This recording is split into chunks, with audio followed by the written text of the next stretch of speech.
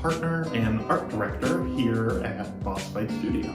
So Hero H.A.C.K.S is an extension of our Vitruvian H.A.C.K.S line. And H.A.C.S stands for Highly Articulated Character Kit System. With this extension of line to Hero H.A.C.K.S, it's kind of a catch-all for licenses of classic heroes and characters that don't fit within our line, but you know, we kind of can put them into this Hero H.A.C.K.S line. So we have things like the Phantom, Zorro, Tarzan, Flash Gordon, and hopefully more coming on the horizon as well. Everybody knows who Zorro is. Zorro is the Fox of Capistrano, one of the first masked superheroes in history. He defends the poor and downtrodden in Spanish California. Wave 1, we wanted to kind of stick with something very kind of simple, where we just kind of did the one figure. Normally our waves are either 2 or 4 figures.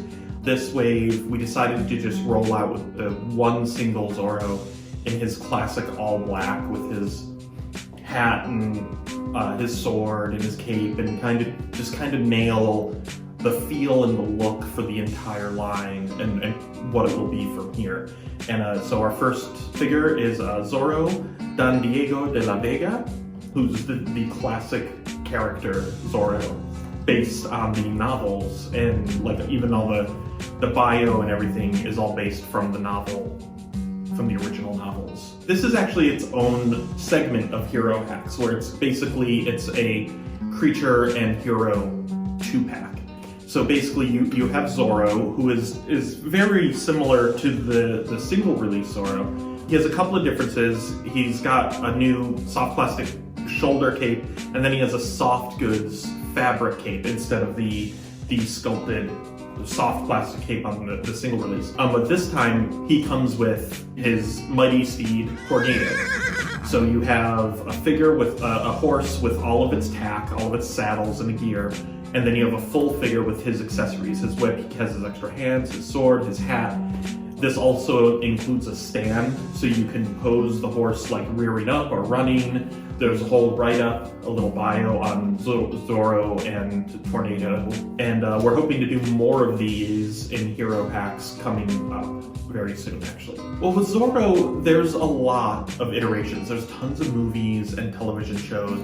There's the descriptions from the novels. There's comic books and fanzines, and there's just so much out there to look at. This first figure, what we wanted to do is kind of take all of that and kind of put it together, and this is what most people think when you say the word Zorro. This is everything that he needs to be Zorro.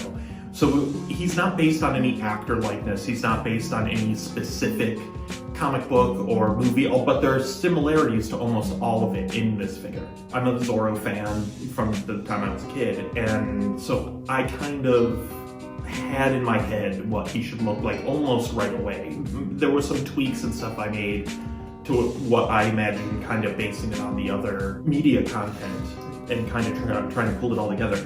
But really the second wave was a lot more work at the design and the sculpting stage for us.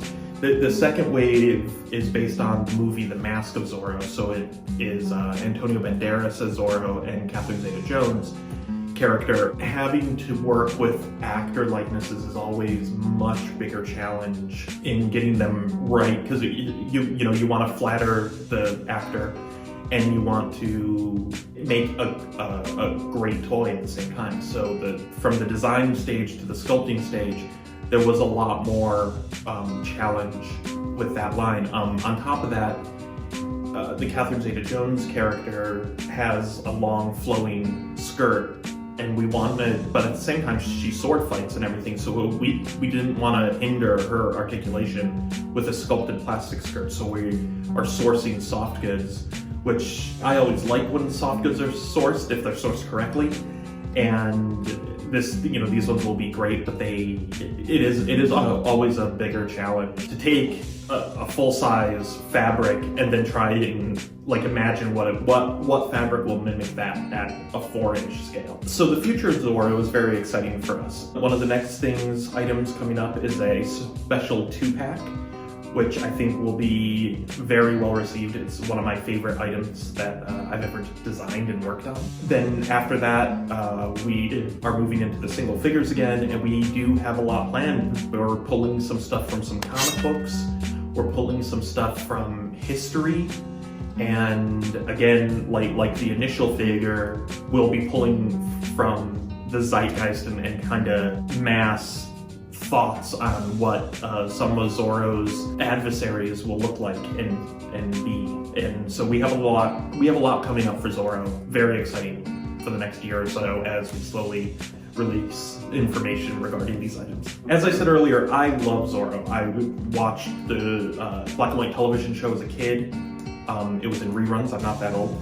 And I like almost all the movies I've ever seen of Zorro. I've read the original novella, so getting to work on Zorro was very exciting for me, and I'm always very excited to bring more diversity into any toy line.